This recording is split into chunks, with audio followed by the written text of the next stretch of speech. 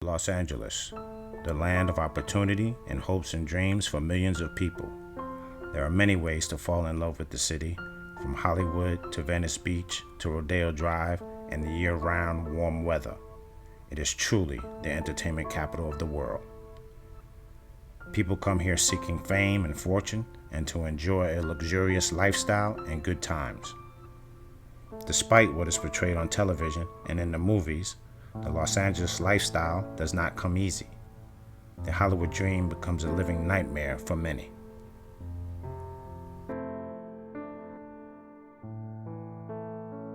According to the 2010 census, the Los Angeles metropolitan area has a population of more than 12.8 million residents, making it the second largest city in the United States. The average household income is $91,000 with a poverty rate of 19%. The median rental cost is $1,376 per month.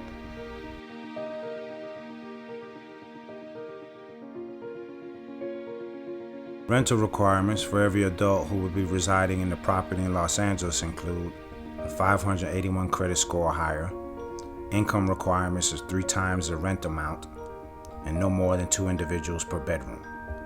Security deposit is 1.5 times the monthly rent.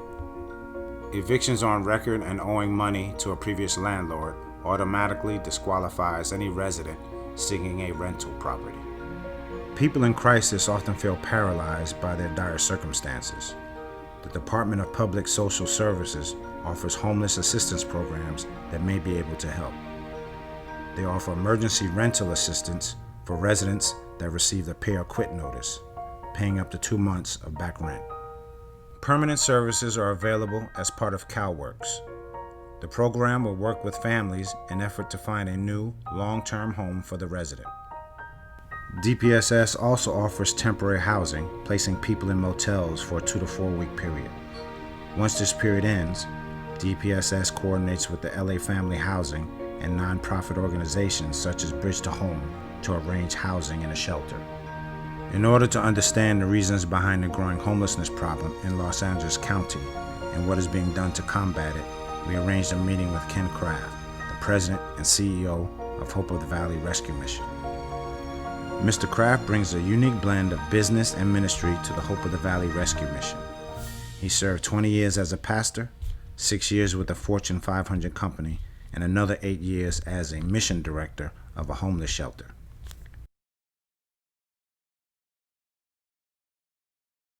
Hi, my name is Ken Craft. I am the founder and CEO at Hope of the Valley Rescue Mission. Hope of the Valley Rescue Mission was started with a strong emphasis to prevent, reduce, and eliminate poverty, hunger, and homelessness here in Los Angeles. We started very humbly by serving 1 meal a week. This church let us use their facility, and then it grew to 2 meals a day, and it's continued to grow. And today we have 13 site locations, and we'll be opening up 2 more site locations in the next 60 days.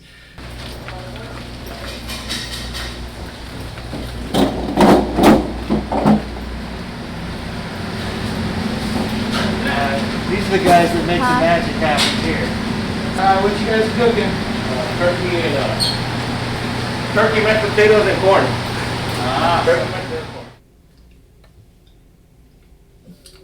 People oftentimes will ask, how did you start this, or why did you start this? How does somebody get into homeless services?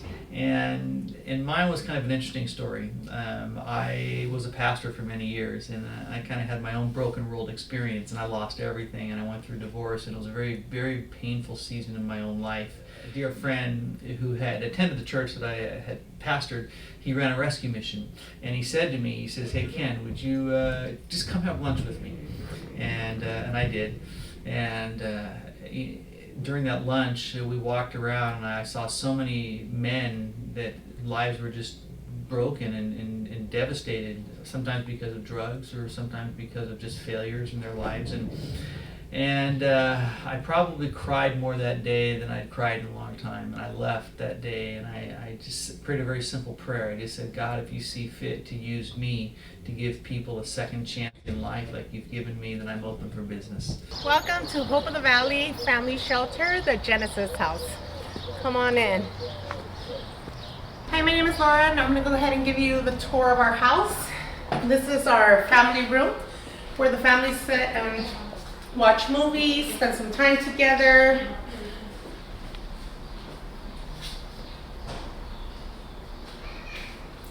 I'll bring you into the kitchen real quick. This is our dining area. Our COVID-19 signs, of course. We also have pantry food here for the kids and the parents. If they need anything, they're welcome to it. It's free. Each room has a cabinet and it's labeled. And then they store their pantry items in here. We have 2 stoves, we have 2 microwaves, we have 2 families cooking at one time. 3 refrigerators for 10 families that we house here. And each refrigerator is labeled with their room number as well. They get 1 shelf on this side and 1 shelf on this side. Condiments, and they also get the freezer side.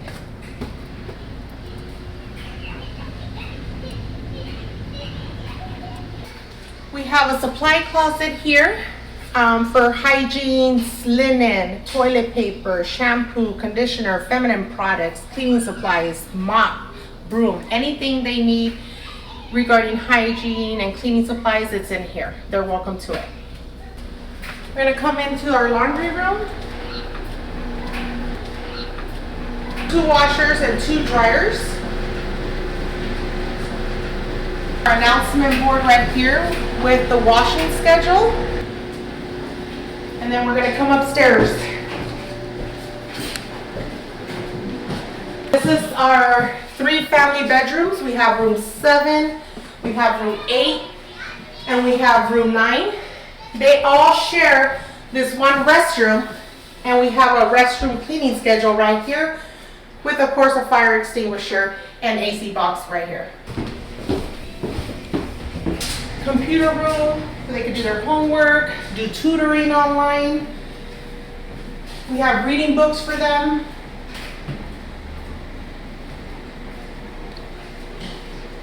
We have a little play area for our toddlers here, girls and boys.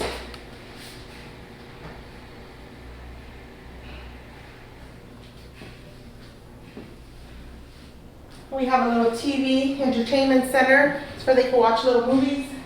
Well, little did I expect that 3 days later that CEO of that particular mission would call me and say, "Hey Ken, we're starting something new. Would you be willing to help us?" And I remember that quiet little prayer that I prayed under my breath, and without even asking how much it paid, I said yes, because I knew it was the right thing to do. My name is Laura Harwood, and I'm with Hope of the Valley Rescue Mission. I'm a director of residential programs, and I've been with this agency for 2 years. I oversee about 5 shelters. I have 3 family shelters, 1 youth shelter, and 1 individual shelter, which means 18 and over adults. So this is one of the rooms. I serve about a little over 200 families a year. 15 families in 1 shelter. We have 10 families in this shelter. We have 12 families in my other shelter. And then in my youth shelter, I have 38 kids there. 18 to 24 young adults. And they're coming out of the foster care system. So they become homeless and then they end up with us. And they're able to stay in that program for about 24 to 36 months. In regards to the families have anywhere from 6 months to a year to actually work in their program while they're here and get out of homelessness. After that, whatever they have going on in their daily life, things that they need to do to work on their housing plan, let's say with their case manager. They're assigned a housing navigator, and then their RAs, the ones that are work here, are giving them resources to whatever they need to break the barriers to get to their housing plan. Then every month they meet with the housing navigator or as needed in order to see what other barriers they have to obtain permanent housing, because that is the goal for them to obtain permanent housing. But in order to obtain that, they need to be stable.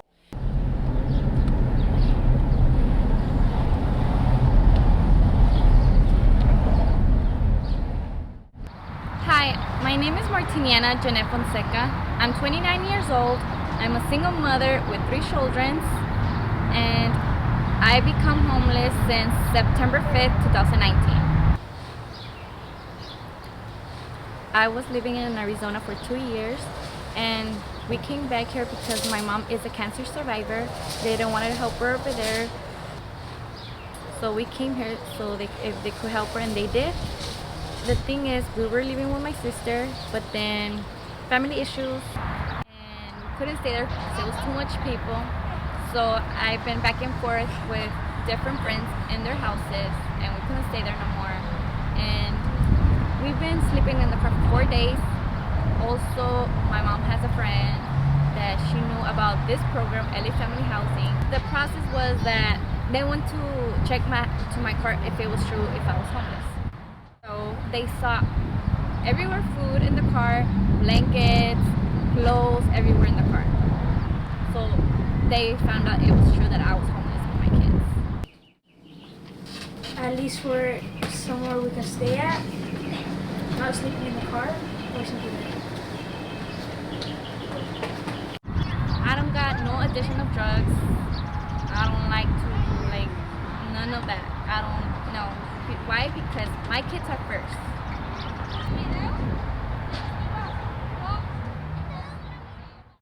You know, there's programs like food stamps, cash aid, SSI, and then some banks that give out food. What are you eating? It is hard to be a single mother. I couldn't cry in front of my mom. I couldn't cry in front of my kids. I had to wait until they fall asleep so I could start crying. I held everything inside me. Thanks to LA Family Housing, we're staying in a Genesis house, and they've been helping. This is our room where we sleep. This is my mom. She sleeps with my son. And my second son, he likes to sleep with my mom. So I sleep with my daughter on this side, and my older son sleeps up here, Manny, and that's our bathroom that we share with the other family. I mean, we're staying here, but we need help.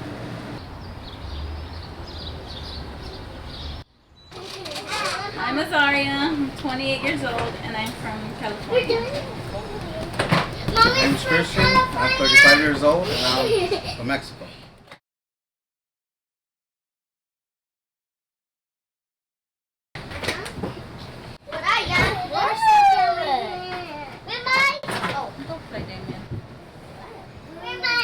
Well, the reason we're in this situation is, I have no addictions. I have no criminal record. I have no drug problems, no nothing. It's just we're not making enough.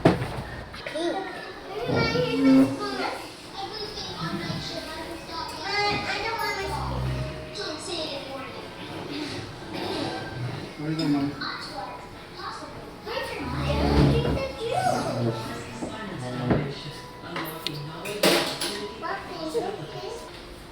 Originally, I had 2 jobs, and I left the morning job and kept the afternoon job. Blue. And mine. Look at my blue. Open the mouth. Now I work at a fast food place, but before I was working at this guy in construction. I used to remodel bathrooms. It was residential, but I decided to make the move because the job wasn't consistent. Getting ready for work. Guess what I did when I was looking in the mirror? Also, we have a meal. I put on my mom's. Look at our dresser. Yeah, we were actually surprised of how many families were in the same situation when we first came in, because Yeah, like we had no the idea. events that we go to. that's Oh my families. God, it's like more than 10 buses with multiple Yeah, families. from different organizations, different houses. I Yes. told him one time, I'm like, is this how many people? Yeah, because when we first came in, she thought, it was just us, and then we came here, she thought it was just the house. Then we learned that this organization has multiple houses, and when they do events for families like this, it's crowded. It's crazy how it's But a it's lot of crowded families. as, how can I say it? Like if you were to go to Disneyland or Six Flags or even to the zoo on the busiest days. They don't just tell you, oh, here's the number, call here. Like the assistance that they were gonna give us, because they technically can help you for your first month's rent and your deposit. But they give you a limit, and that limit, like they were giving me, What's the that? rent had to be 500 for them to help me cover the first month's rent and the deposit. And I told my worker, I'm like, well, how is this gonna work? I have literally like 6 kids at the time, plus my husband, plus myself. I'm like, there's no way in hell I'm gonna find something for 500. The rent is a big issue because it's ridiculous. Well, It's one bedroom's going for like 1,000 something. about 1,500 around the one bedroom. Studio is going for like around 9 something. But we can't fit in a studio because of the limit that the city has for people per room. So because at one point we had the money on our own to pay for the deposit and the first month to get into an apartment, but we couldn't get a 2-bedroom apartment for the amount of people that we were.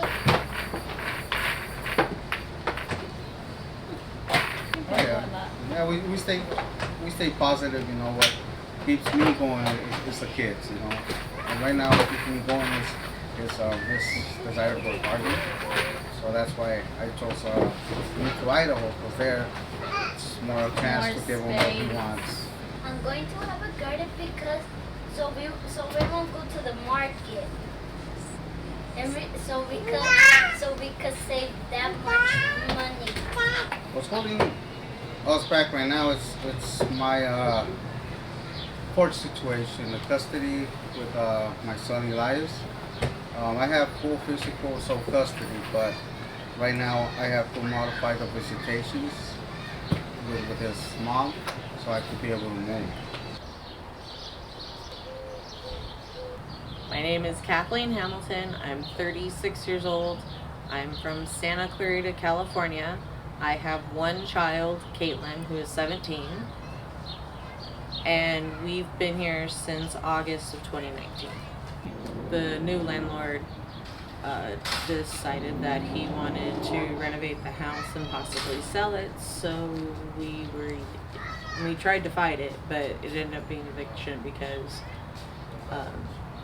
court ruled in his favor that we could be tossed out.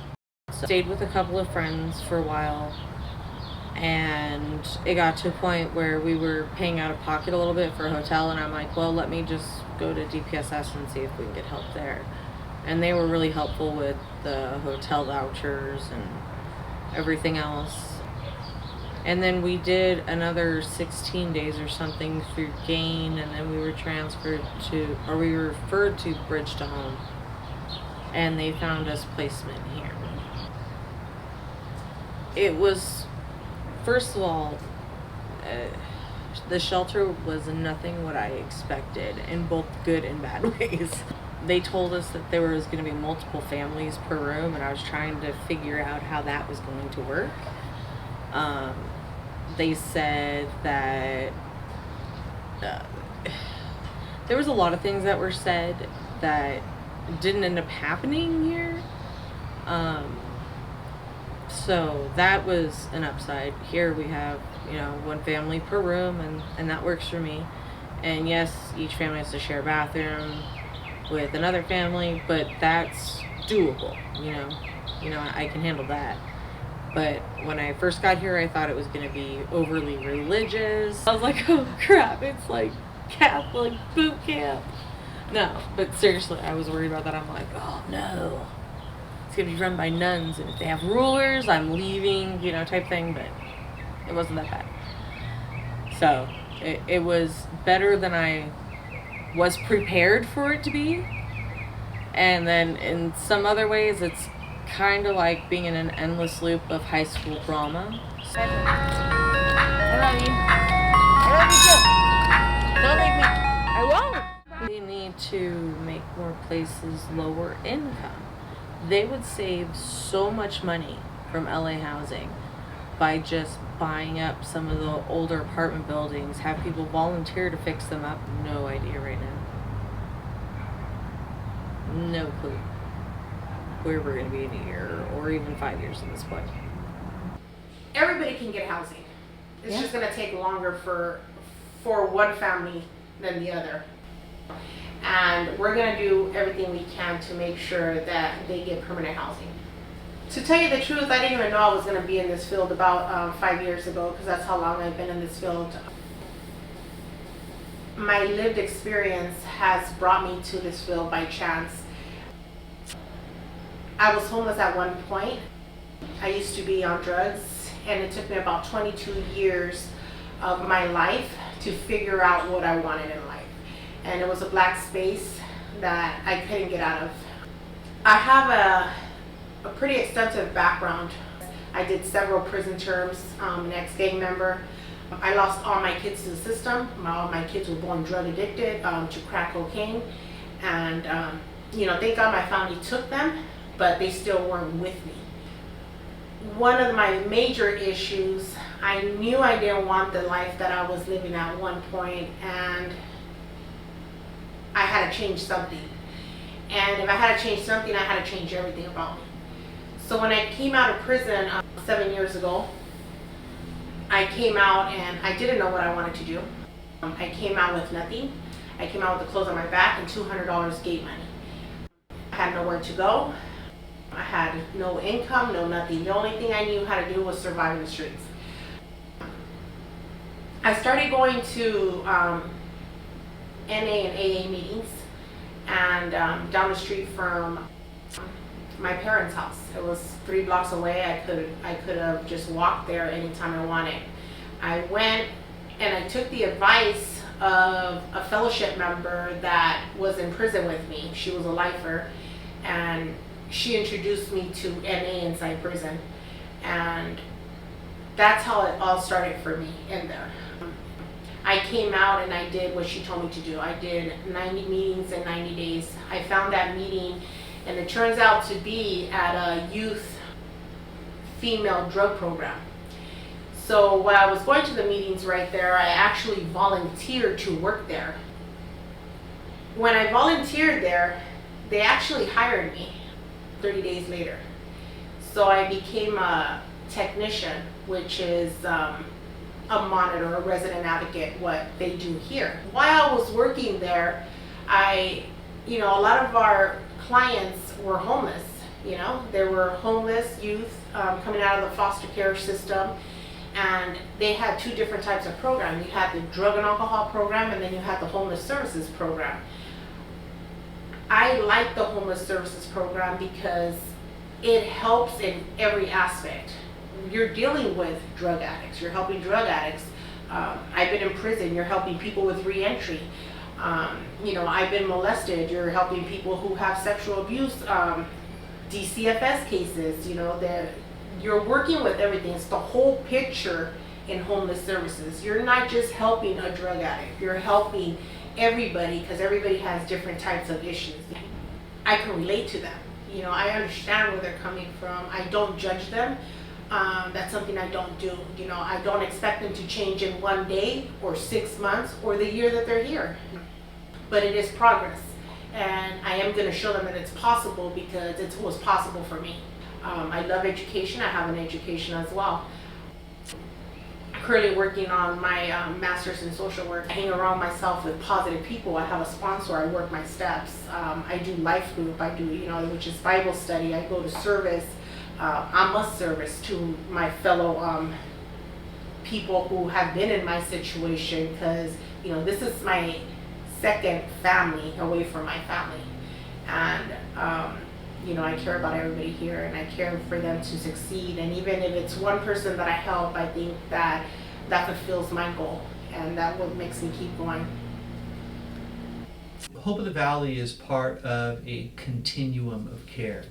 We have outreach teams that go out into the community and find individuals that might be living on the railroad tracks, that might be living in the bushes, that might be living under freeway. And then we have 2 access centers where anybody can go.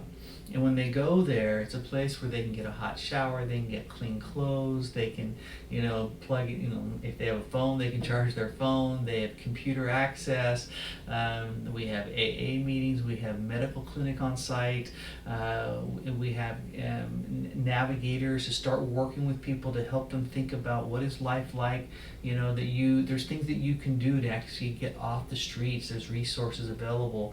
Next month, we will be opening up the very first year-round emergency shelter bridge housing here in the San Fernando Valley, and that's going to be an 85-bed facility in North Hollywood, followed by another 100-bed facility that will open up in Van Nuys in the month of July. So we're very excited about that because in the midst of this COVID crisis, we see so many individuals that are incredibly vulnerable, and so we've been able to take them in. Amidst the shelters that I've already talked about, we then also opened up 6 brand new COVID-19 shelters in the last 2 months. That's another 260 beds for people that are in need. So what drives and compels us is truly the numbers of people that are hungry, that are hurting, that are homeless, that are going through difficult circumstances, and we want to do everything we can to help those in need. As I realized early on, and that was the importance of having multiple revenue streams. Oftentimes a nonprofit might have just one revenue stream, it might be government. But then if the government decides they're not going to fund that particular project anymore, it jeopardizes the nonprofit. And I never wanted that to happen. So from the very beginning, we started by putting a strong emphasis on acquiring individual donors that believed in the cause. And so we have a good number of almost 50,000 individuals who've given at least one gift, financial gift to the mission. We also realized the importance for us to earn money. And so early on we opened up our first thrift store. We now have 4 thrift stores and we're looking at a 5th one. Our thrift stores generate 40% of the revenue that we have, and about 100% of that revenue that earned revenue will go straight towards programming. And then we have another 40% that is from contracts with the city of Los Angeles. And so we have a very diverse revenue stream. And then the final 20% is individuals and foundations and events. And so we are homeless services. It's expensive. It's not like a food bank where you're open, Monday through Friday, 9 to 5, and then you close the doors. It's not like that. When you're running 24-hour shelters, you have to have 24-hour staff, you have to have security, you have to have a whole array of services that go along with that provision. And so today we continue to fundraise, and we are always looking for individual donors that will partner with us and make an investment into changed lives. My long-term goal is to actually create a parent organization over Hope of the Valley. And that parent organization would be called Hope United. And under Hope United, you would have Hope of the Valley, you would have Hope of the High Desert, Hope of Hollywood, Hope of LA. Okay, and you'd have, in that way we could continue to grow and expand and reach out into new communities and provide additional and greater and better services than we're providing right now. Because I know that we can't do this without support, without partners, without stakeholders, people that also believe in this. And so we are looking for people that are like-minded, that have a heart and a desire and a passion to help other people. And so one of the things I love about Hope of the Valley is that we are a very diverse group. We come from all different backgrounds and different religious backgrounds and non-religious backgrounds and ethnicities, and we all work together for a common good, and that is to help our brothers and sisters in need. If a society is only as strong as its weakest and most vulnerable members, then it appears there is still work to do. In the City of Angels, when the pressure of work feels heavy and the never-ending to-do list feels impossible, I hope you know you can save the Los Angeles. You can bring them back. I hope you try.